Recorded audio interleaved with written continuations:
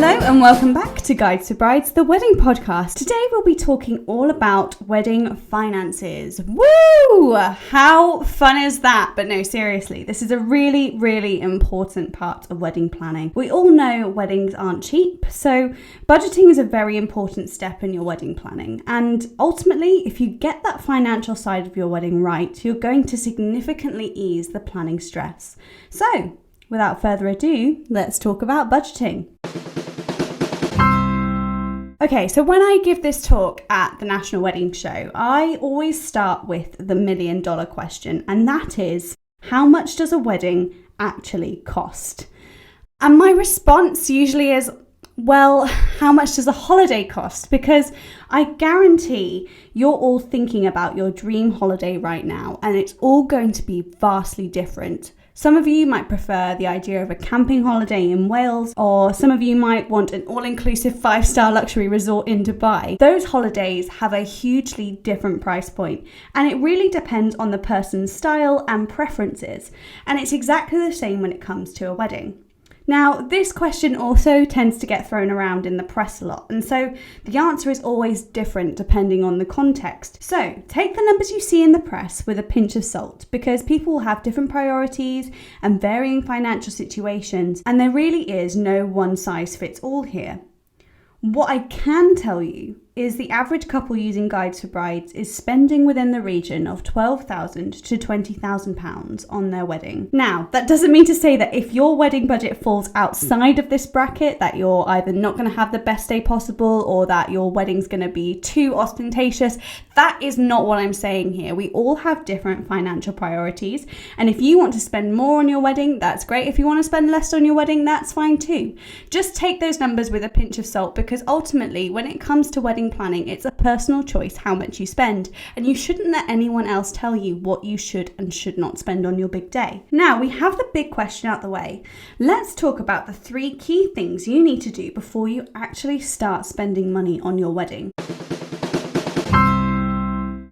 The first thing on that list is establish the budget. There is no point, I promise you, in making inquiries to businesses without having an idea of what you can actually spend. For those businesses, this is crucial in ensuring that they are the right choice for you.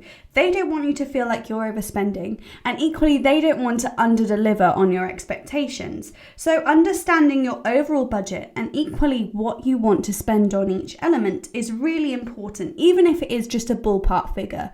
You might go to your florist and say, you know what, I don't really know what I want for my wedding yet, but I know that my floristry budget is £2,000, for example. What kind of thing can that get me? And these are the kinds of questions you need to be asking when you first make those inquiries, because ultimately they're going to get a better idea of the kind of service they can deliver to you for that amount. The second thing you need to do is establish your priorities. The most common priority for couples is their venue and catering. However, some may want to spend less on this and really prioritise hiring an incredible live band for the reception, for example, or buying their dream wedding dress. Everyone's priorities are different, and there's really no right or wrong way to go about it. So my recommendation for this is usually to have 3 top priorities, and equally make a note of the things that aren't as high a priority for you, where you could potentially take the budget from if those key priority items, those 3 things on the top of your list, become a little bit more expensive than you initially anticipated. Finally, you need to do your research. So this will involve actually speaking to venues and suppliers about some quotes, about what they can offer you, maybe looking on Pinterest and sending around some inspiration photos to them and saying, you know, this is my budget, this is the thing I love. What can you do for me? Is this achievable? And if it's not achievable, what can we change about it to make it as similar as possible? It may also involve looking at the general retail price of your dream wedding dress and understanding whether that dress is in your price range, or whether you need to go to the bridal boutique and approach it as, here is the dress that I've fallen in love with on Pinterest. I know I can't afford it, but what styles have you got that are similar to this that I would equally fall in love with when it's on me? While you're thinking about those three things, it's worth bearing in mind that your budget will ultimately depend on the balance between two key areas. First of all, the number of guests you're inviting. Inevitably, the more people you invite to your wedding day, the higher the cost will be.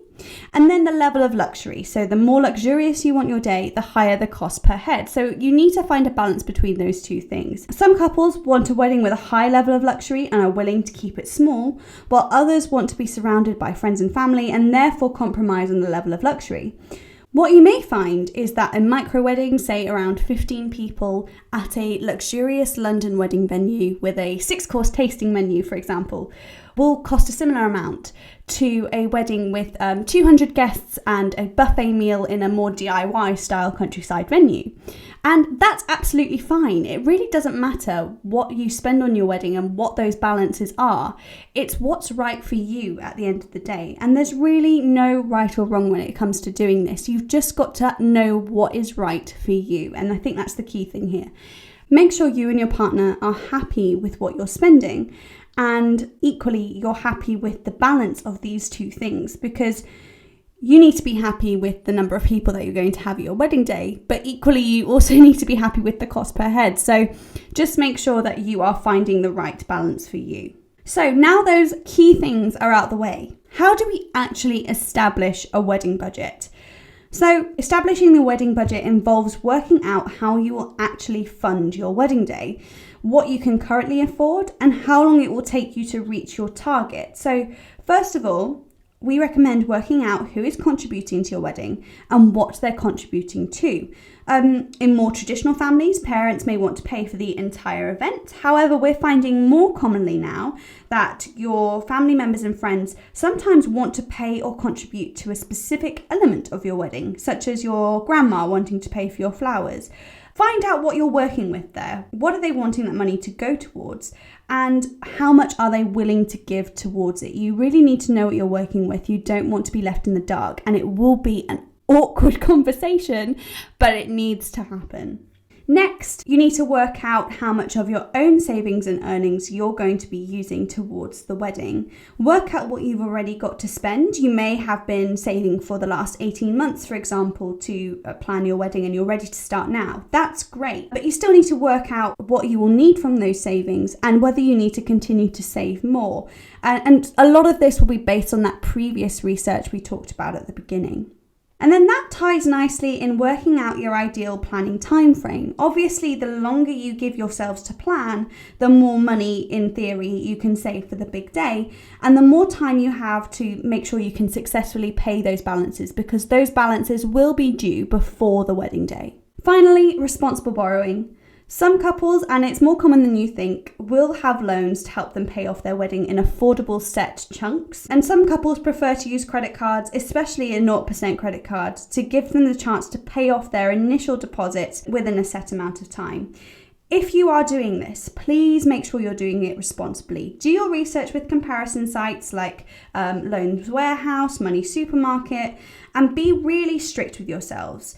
The current average APR rate for a credit card in the UK is approximately 25%. So you just need to imagine that cost being added on top of the thousands you're likely to spend on your wedding. And it's not a great picture. What you don't want to do is start off married life in a financial position that you weren't prepared for. So just make sure you've read the fine print, you've read the small text on the contracts, and that you're happy with what you're walking into before you agree to those loans and credit cards. If there is one tip I want you to take away from this podcast, is that once you've determined your wedding budget, whatever that figure will be, immediately take 10% away and pretend it doesn't exist. What you're doing here is creating a contingency fund. It is a fallback that you only touch when you absolutely need to. So for a £15,000 wedding, for example, I'm going to take away £1,500, and then I'm left with the wedding budget of £13,500. The contingency fund I don't touch until I absolutely need it. But what you might find is that that contingency fund also helps you to get the elements that you are wanting for your wedding without actually going over the cost that you initially were happy with. For example, you may walk into a bridal boutique and put on your dream wedding dress. You may have budgeted £1,000 for that dress, but that dress costs £1,200. That contingency fund is going to help you get there, and it'll help you avoid going over that budget, acting as a nice buffer for you, and it generally allows you then to be confident in the decisions that you're making. So now that you've established your wedding budget, how do you decide how much you should be spending on each element? Before I go into this, I do want to remind you listeners out there that it doesn't cost much to actually do the legal marriage. If you were going to just go to a registry office, pay the registration fees, and then turn up on a Tuesday morning with your partner and your witnesses, no fancy frocks or anything like that, that would cost you less than around £150 just to do that wedding. But seeing as you're thinking about having a wider celebration and listening to our podcast, I'm assuming that's probably not what you want to do. But the reason I make this point is because the rest is absolutely your choice. The reason I say this is to remind you that there is absolutely no right or wrong amount of money to spend on your wedding. It is completely down to you and what you wish to take from the expectations of your friends and family. Do not let anyone tell you what you should be spending, because ultimately this is down to you and you need to be comfortable with the amount that you're spending on your wedding. You can literally spend hundreds of pounds or hundreds of thousands of pounds on a wedding day. It really doesn't matter. It's down to you to be confident in what you're spending. So, with that in mind, here's how the average couple on Guides for Brides spends their wedding budget.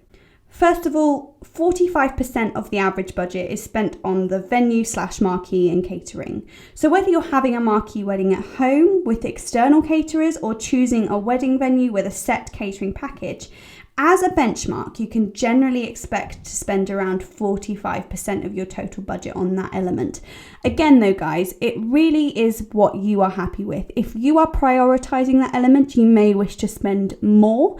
If you're not as bothered about it, it might end up being less, but that just gives you a ballpark idea. In the show notes, I will also put a link to our wedding budget calculator handout that I usually take to things like the National Wedding Show with me that help you work out the 45% of your budget, and it will also help you work out what that equates to as a cost per head. So if you'd like that, head to guidesforbrides.co.uk and look at the show notes for this episode.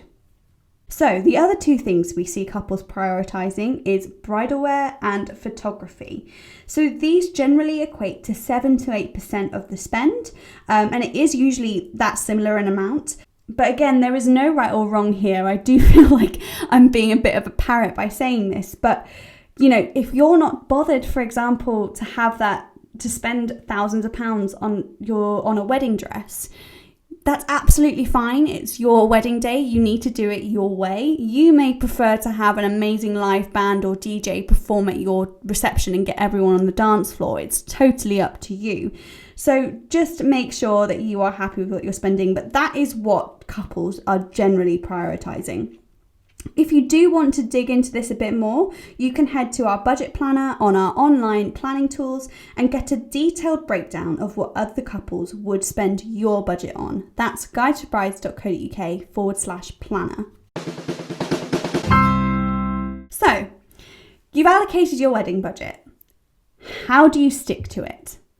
So I've got quite a few tips here for you because I think arguably sticking to the budget while you're planning is one of the most difficult parts. Everyone seems to think it's going to be so easy, and it can be easy if you stick to these tips that I'm about to give you, but just remember, it's one of those Wedman things that is not the fun part, and often those things get pushed to the side. So what I will say is, if you're going to do anything and you've got a really strict budget that you need to stick to, make sure you prioritize this Wedman task. Maybe do it once a month just to check in and make sure that you're on track. So we've got quite a few tips here for you. First, and arguably most important, is to keep track of your spending. I love a spreadsheet. I know when I do this talk at the National Wedding Show, I always ask the audience who loves a spreadsheet, and the majority of the room whack their hand up like in the most vigorous way, because lots of people do enjoy creating spreadsheets. So we've got some great news for you guys. Once you finish listening to this podcast, you're going to set up a wedding budget spreadsheet, and then on at least a monthly basis, check in to make sure your spending is on track. On one side of that spreadsheet, put what you intend to spend on each element.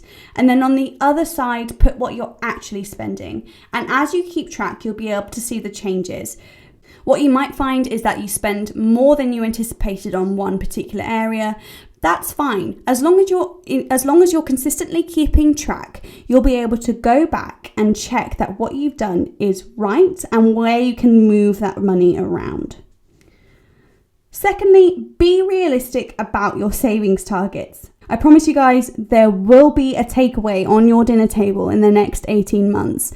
Be realistic about these savings targets. There will always be dinner dates, Christmas presents, friends' birthdays, all of those things that you will need to participate in. Ultimately, you don't want to cut out all of life's little luxuries while you're wedding planning. You've still got to live during this period, but there are some clever ways you could save money by cutting back in a few areas, and see if you and your partner can sit down and work out where you could creatively save money. So for example, if you're a couple that goes to work 5 days a week into the office and spends around £3 each on a takeaway coffee every single day, Monday to Friday, you could actually save £1,500 over the course of a year by cutting that spend out, or by bringing your own coffee in a travel mug every morning.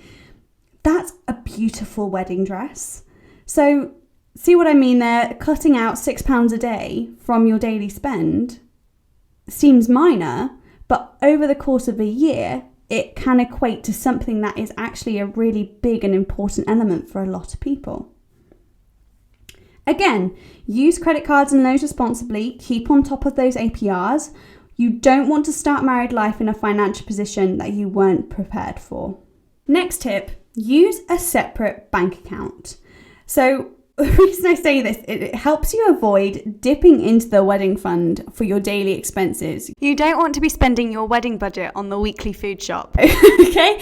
So make sure you keep your wedding budget in a separate bank account. And then even if you are using your normal day-to-day spending card to actually pay for things, you can then move that around more easily. And therefore, it will be easier to keep track of what you're spending, because the statement for that account will only have what's being taken out for the wedding. And you won't have to flick through the many pages that all of us have, or is it just me, on our usual expenses statements. My next tip is to protect your investment. At this point, I usually tell people to get wedding insurance, but since COVID, it is a little bit more difficult to get good insurance. Things are picking up again now, which is great news. But if you can't find a wedding insurer that suits you, or you're not happy with the policy, be your own insurance broker. Research the businesses that you're interested in working with. Are they advertising on directories like Guide to Brides? Are they getting involved in styled shoots? What are their reviews like? Are they part of industry associations? Are they recommended by other suppliers? So on and so on. This will help you avoid falling prey to the opportunists who see the wedding industry as an easy win. It's not unusual for scammers to be around. They're around in all industries and not just the wedding industry, but just be aware of them. Make sure you're doing your research. If it doesn't feel right in your gut, don't book them. Equally, you can look out for the Wedding Safe logo, weddingsafe.co.uk, which is a new industry standard, and more businesses are joining this standard in order to reassure the couples that they're booking that they run legitimate and trusted businesses. You can go on there and see that they've got public liability insurance. You can see the templates, contracts that they use, all of that kind of thing is all on there. It's totally free of charge for these businesses to go on and sign up to give you that reassurance. Finally, you need to get clued up on the costs couples forget about. I promise you guys, there really aren't any hidden costs when it comes to wedding planning, and your awareness of the unexpected costs will come down to how well you've read your contracts and the questions that you're asking the professionals you're working with. Now, with that being said, I'm going to give you some common costs couples tend to forget about. So let's start with supplier, food and drink. Providing your suppliers with sustenance is so important, especially if they're going to be there on the day for the entire day. Someone like your photographer is going to be on their feet all day, moving around, running around after you, running around after your guests. They're going to get exhausted. They're going to need sustenance. Make sure that you know what they're expecting from you so that you can then negotiate the price of that sustenance with the venue or caterer well in advance and maybe even save yourself some money. Next, alterations. Many wedding outfits do not fit off the rack. I promise you, if there's one day you want your clothes to fit you properly, it's your wedding day. I've got a pair of work trousers that I have in 4 different colours from the same shop. None of them fit the same. They're all the same size. So, ultimately, things just don't fit off the rack in the way we want them to, and even from the same shop. So make sure you are budgeting for those alterations.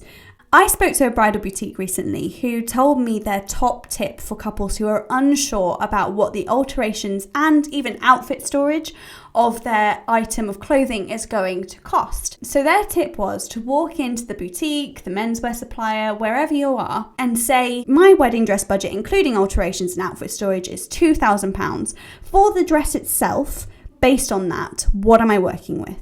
And they'll be able to help you and give you an idea of the sort of average cost of alterations and storage for a person like yourself. Next, corkage. If you are supplying your own alcohol, it's common for your wedding venue to charge you a set amount per bottle. So if you are going to bring your own alcohol to your wedding, just look at what that corkage might cost you and see whether it's better for you to have a bar that's run by the venue or to bring your own alcohol. Next, postage. This is probably the most common thing people forget about. You budgeted for the beautiful wedding stationery, but have you remembered to consider what it costs to post it? Again, if you're not sure what that figure will be, speak to the wedding stationer. They'll be able to tell you the dimensions of the things you need to post and the weight, and in which case you can then go onto the Royal Mail website and put those numbers in, and they'll be able to give you an idea of the cost of posting each one of those things. Next, registration fees. It's £35 per person to give notice for marriage, and it's a necessary fee in order for your marriage to be legally binding. That's all I have to say about that one. Additional venue fees. Again, guys, there really aren't any hidden costs when it comes to wedding planning, but if you plan on partying until 2 a.m, or you're needing to make sure that you've got security or a cloakroom staff, expect there will be extra fees. Your venue does have to pay their staff for their time and potentially even get additional licenses for different elements. So ask your venue if you're wanting things that are not included within the package, and they'll be able to give you an idea or an indication of what the price will be of these additional things. And then finally, your name change. Generally, this is free in most instances, but changing your name on your passport, for example, does generally cost money. And also, if you're wanting to change your name in multiple places, you may need more than one copy of your marriage certificate, which does cost extra. Equally, if you are using a service such as our partners at NameSwitch, there will be an additional fee there.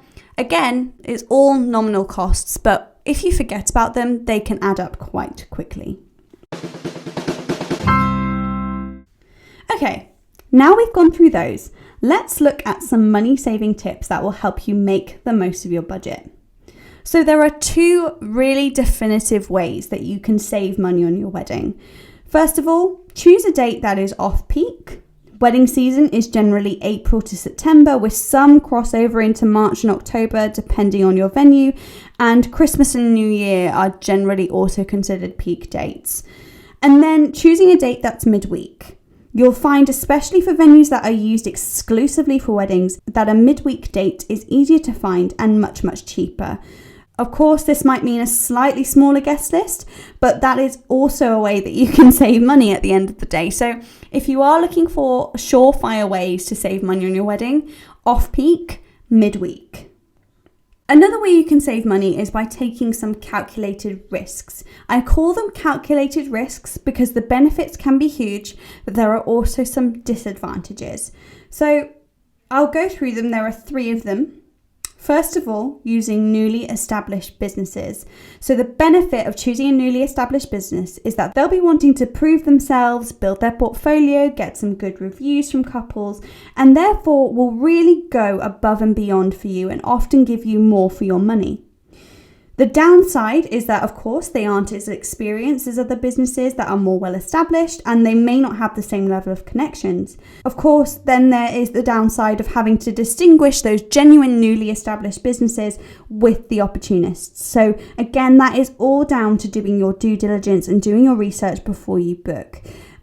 If they are a new wedding business and they are listing on sites like Guides for Brides, or they're attending wedding fairs, or they are at places like the National Wedding Show, that's a really, really good sign, because a genuine business will invest in their marketing and in themselves as much as they possibly can.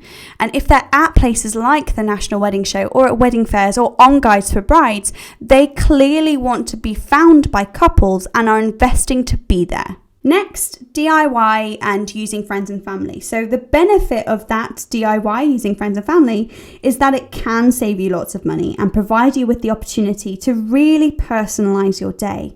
The people that get involved in this will likely go above and beyond for you to make that element really, really beautiful. The downside is, I'll be honest, a professional probably could have done it better. Let me tell you a story of an example of this. Someone I know, she got married a few years ago on one of the hottest days of the year, and a family member made her wedding cake. Now, this wedding cake was absolutely beautiful when it was done. It was 3 tiers, it was buttercream icing, it looked absolutely stunning. But it was the hottest day of the year so far, and they didn't have the right refrigeration for the cake, and they didn't have the dowels that would support it. And you can see in the pictures that this cake just starts melting slightly, starting to tip on its side, and it's just not the way they would have wanted to remember their wedding cake, and it was quite an important element for them.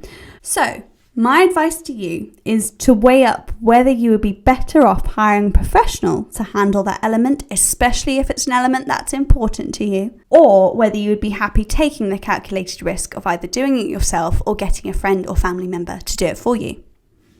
And then finally, last minute wedding planning. You can get some fantastic deals by booking your wedding elements at the last minute. We have late availability pages on Guides for Brides where you can find suppliers and venues near you with specific availability. Of course, though, the downside is you can't get your heart set on specific suppliers or venues as they may not be available. So you need to be a bit more flexible with your plans, and you may not get your first choice. I think that's the most important thing. If that element is particularly important to you, say you're one of the people that will prioritise their wedding photographer, the best photographers will get booked up well in advance. And of course, you might be really, really lucky. You might find your dream wedding photographer that's had a last minute cancellation on your date and therefore is available. Great. But you're probably in a minority. So make sure you're prepared that you might end up having some disappointment and you might not get your first choice. So I really hope all of that information has been helpful for you. You can find everything you need for your wedding all in one place on Guides for Brides. So head over to guidesforbrides.co.uk to start planning today and access all of our useful wedding tools, including that budget planner. You can follow us on social media as well at Guides for Brides, where you'll find all sorts of ideas, inspiration, advice, and top venue and supplier recommendations. Thank you so much for listening to this episode of Guides for Brides, the wedding podcast. We'll be back in a couple of weeks with an expert guest, so you're not just listening to me next time. I hope this episode was helpful for you. As always, head over to the show notes on guidesforbrides.co.uk/podcast, and you'll find all sorts of resources and tips right there on the article about this episode, which will help you with your budget planning. Thanks everyone, have a lovely couple of weeks.